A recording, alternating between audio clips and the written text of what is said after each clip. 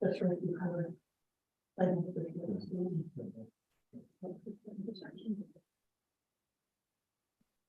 Very big on the screen. Sorry? And very big on the screen.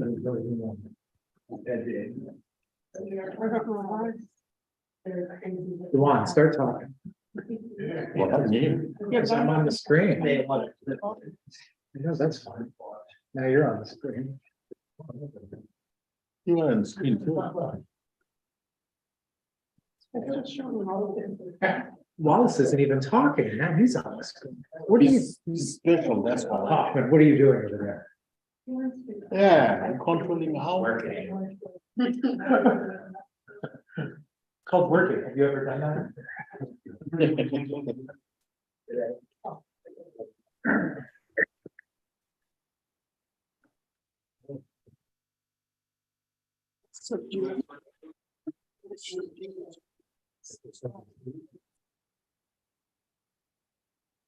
This public hearing for November 15, 2022, on the proposed 2023 City of Hudson budget is now in session. The notice of the hearing was duly published in the city's official newspaper on November 4th and 5th of 2022. A corrected 2023 proposed city budget has been uploaded to the city website. A typo had been identified which overstated dog license and pounds revenue and therefore understated use of the fund balance revenue. Those wishing to make a comment on the proposed budget shall state their name and address for the official record. I will now open the floor for comments.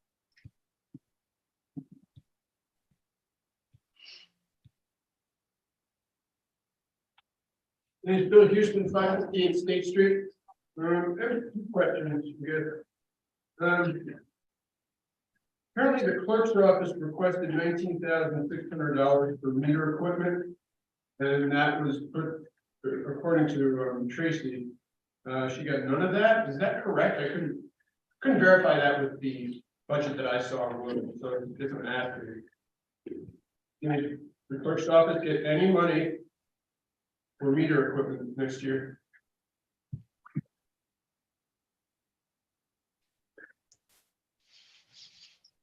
I mean, the budget, everything is in the budget. You can read it online if you haven't I already. did, but I couldn't find it. That's why I'm here to ask the question. Look. And I was told by Tracy that she didn't get any money for meter equipment. Is that true or not? I mean, this is a hearing also, so So nobody can answer my question. Is that right? You asked for public questions, public comments. comments.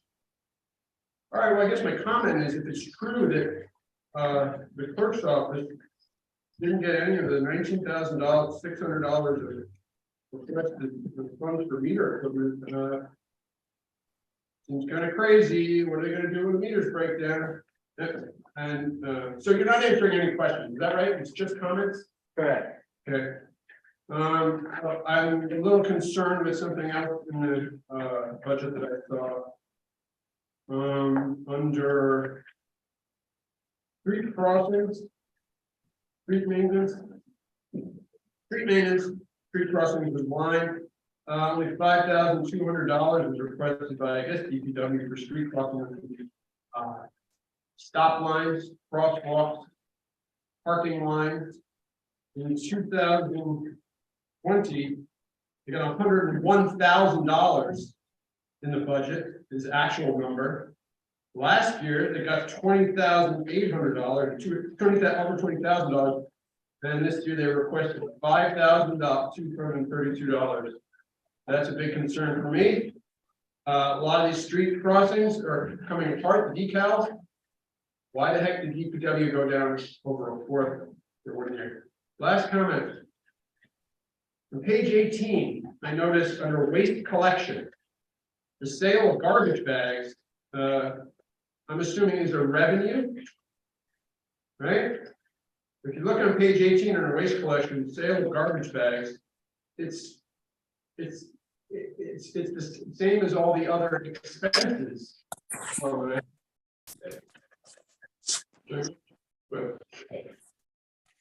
Shouldn't, revenue be in parentheses for the budget? Who did this? This is brilliant. That's what they always have. All right, stop this.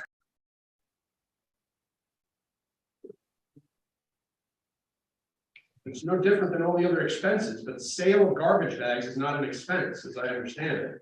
We're selling the garbage bags, we're taking in the money that's, Well, look at the revenue section. There's a revenue section and expense section. well, I'm just suggesting somebody look at it. We'll take a look, and your comments have been noted in public record. That's it.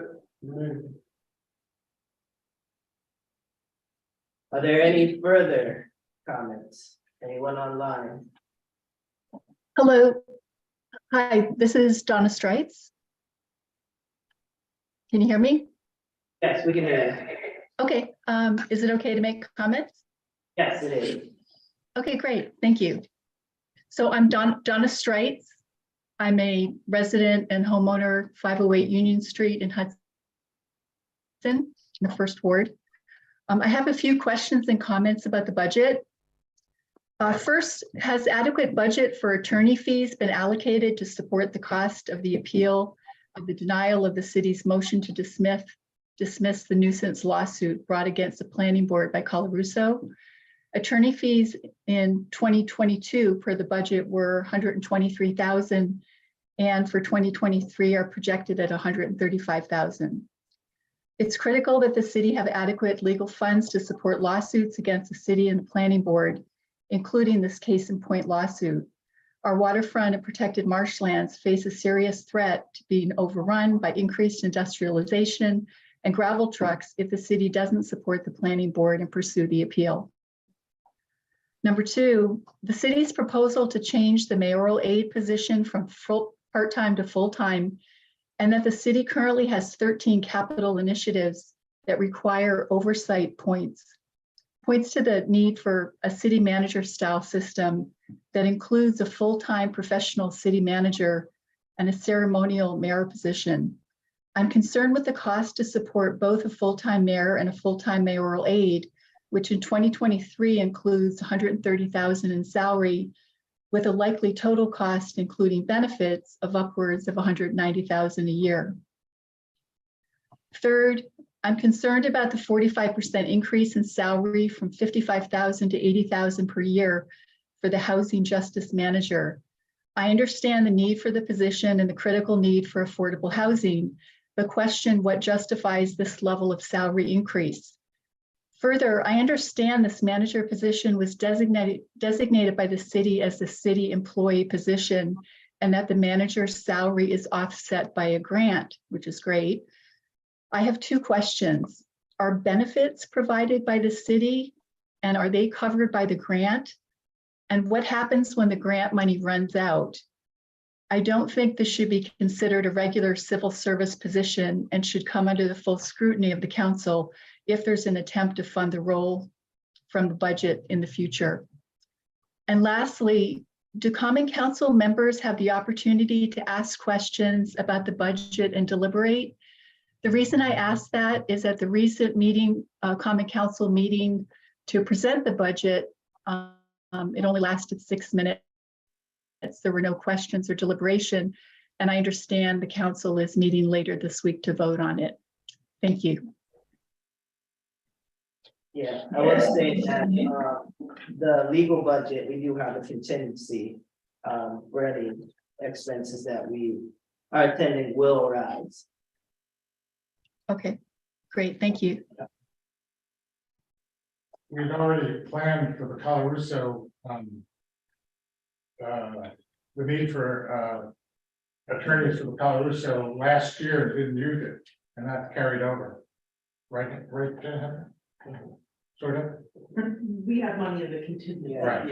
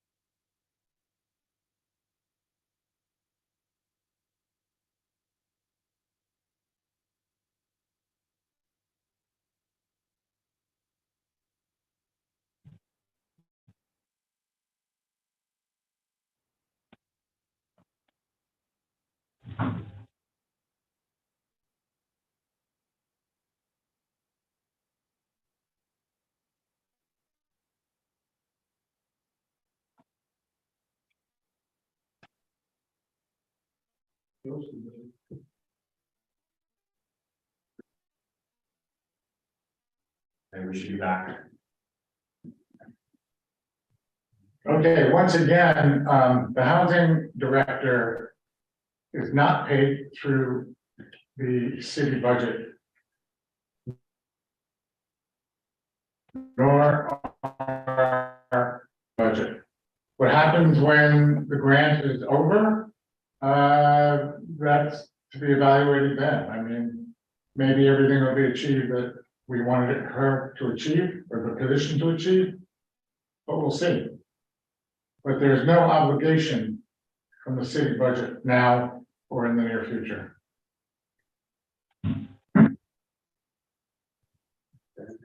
I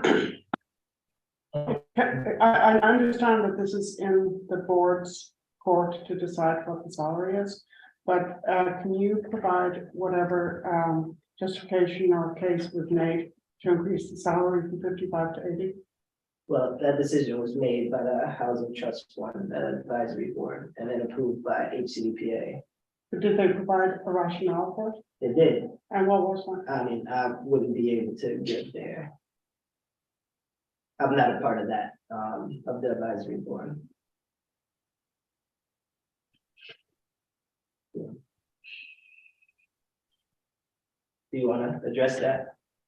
Sure. you want to? Yeah, sure. Part of, that's something I personally serve on the housing trust fund. We looked at.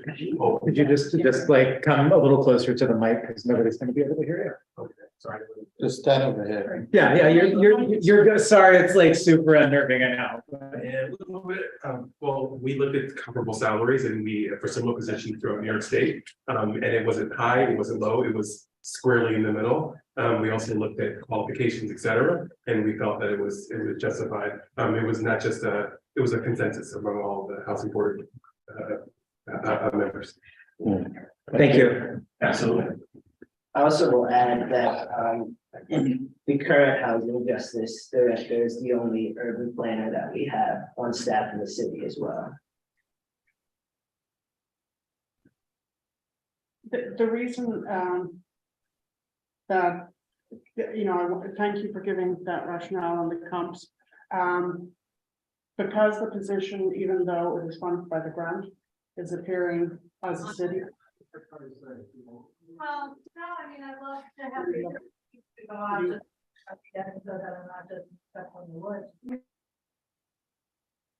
When you look at other city directors and so forth who are not seeing similar increases, it just raises a question. So thank you for that explanation. Crystal Hines. Hiya, I guess I'm just going to echo the concerns that others have put forward, particularly in terms of the housing justice coordinator's increase in salary. It seems like we have a lot of people in the city with, frankly, more experience and more skills that they bring to the table. And it seems unfair that we are giving one person with not a lot of experience such a hefty raise. It's almost 46%. While we have others that seem to have been doing their jobs quite well for some time that do not see that kind of employment incentives.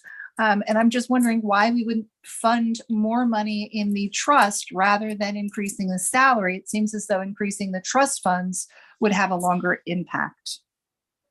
Thank you. Hillary Hillman.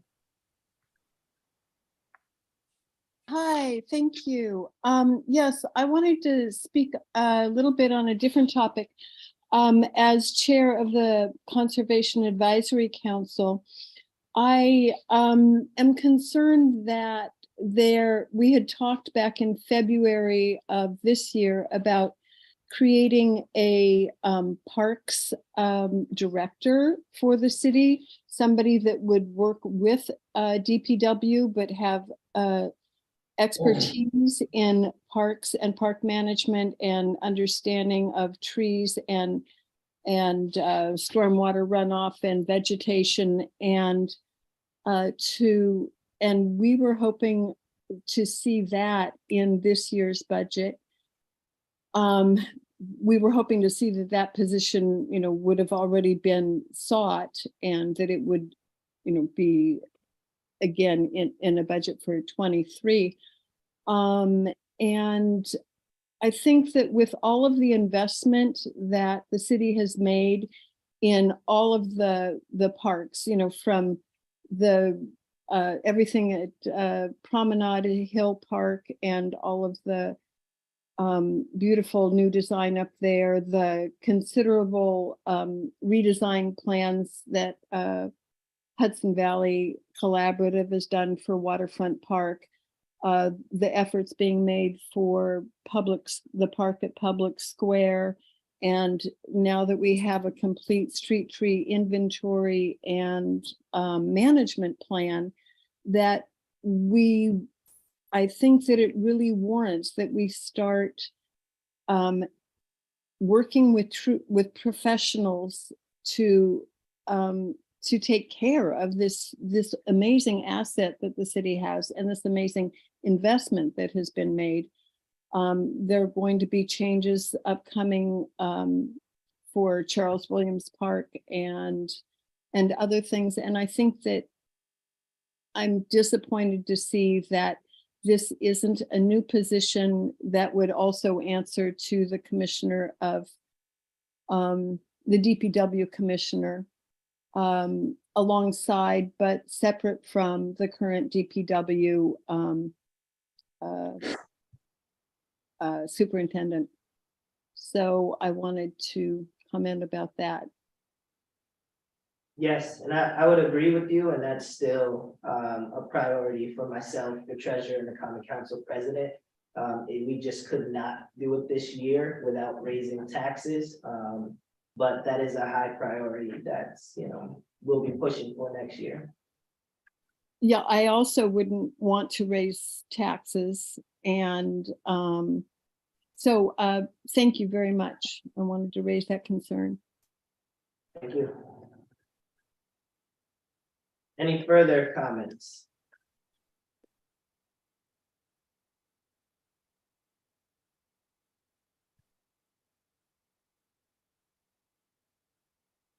There being no further comments, I declare this public hearing closed. Thank you, everyone. Thank you. Thank you.